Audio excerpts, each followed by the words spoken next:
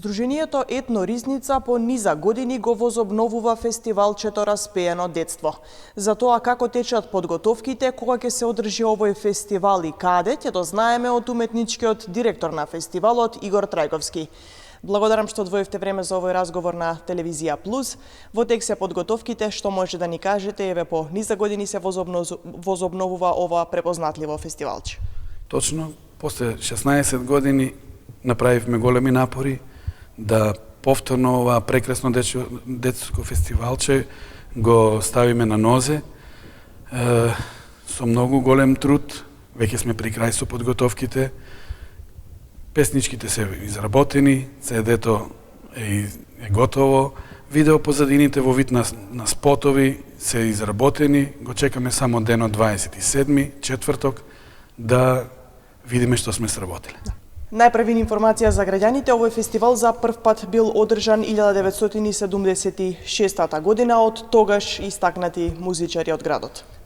Точно, значи прво издание на овој прекрасен фестивал Распеано детство е далечната 1976 година, поточно пред 45 години, група на ентузијасти, и тоа под раководство на Миодраг Божиновски, нашиот истакнат композитор Борис Христовски, Томе Златановски, Зиеден Исмаили, земале учество и многу познати текстописци како од градот, така и од нашата држава, а тоа се Среќко Поповски, повеќе не е меѓу нас, Стојан Тарапуза, Ненад Джамбазов и така натаму, во соработка со Центарот за култура, тогашен дом на култура и културно-просветната заедница успеале да го создадат овој прекрасен фестивал, и во тоа време овој фестивал се изведувал во живо, значи со жив оркестар, во живо била вокалната изведба, што за денешни услови тоа е претешко, бара многу средства, бара многу работа, посветеност, и пред се од финансиска гледна точка не е можно во овој момент ние да размислуваме на нешто тако, иако тоа е престиж да се направи таков еден фестивал. Оваа група на ентузијасти успеале од 76 до 82 година да реализираат 7 изданија од овој фестивал, и тие, како и ние денес, со големи потешкоти финансиски, најверојатно па направиле пауза до 88 година, и 90-та имало уште 2 изданија, и подоцна со моето вработување во Центарот за детско творештво како наставник по музичко образование, во соработка со тогашниот директор на Дом на пионери 29 ноември, успеавме да направиме од 1999 година до 2005 година уште 6 изданија. Со тоа се на се, ако ги собереме, ова во четврток што ќе се реализира издание е 16-то поред. Да се навратиме повторно на ова што е актуелно годинава. Фестивалот всушност требаше да се одржи минатата година, но го одложи актуелната состојба со пандемијата. Напоменавте дека во Центарот за култура внатре ќе се одржи согласно протоколите. Точно. Да напоменам прво за граѓаните, фестивалот и првото издание пред 45 години бил во организација на Центарот за култура, тогашен дом на култура. Како што рековте, минатата година беше подготвен фестивалот, ова година додадовме некои измени, направивме дополнителни песни, го зголемивме бројот, поканивме гости од надвор, со што овој фестивал му даваме интернационален карактер.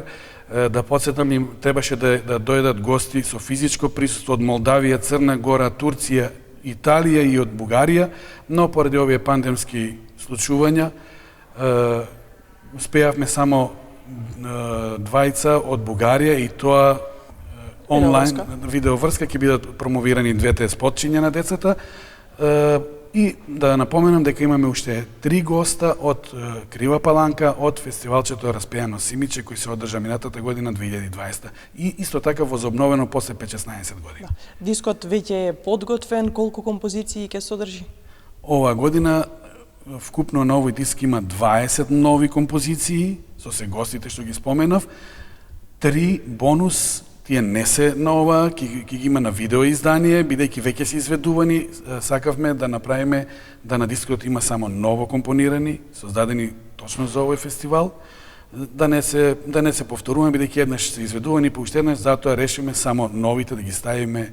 Еве како што гледате, го задржавме идејното решение како што било во минатото, само ја сменивме бојата, со тоа што сметаме дека ќе го задржиме континуитетот и сметаме дека по заминувањето на оваа пандемија можеме повеќе да се опуштиме, бидејќи да напоменам, овој пат сме ограничени и со гостите кои ќе бидат присутни во салата, поточно само 30% од исполнетост на салата, а тоа е околу 200 присутни. Да, фестивалот го возобновува Сдруженијето Етно Ризница. Задоволни ли сте од поддршката која што ја добивте од надлежните институции?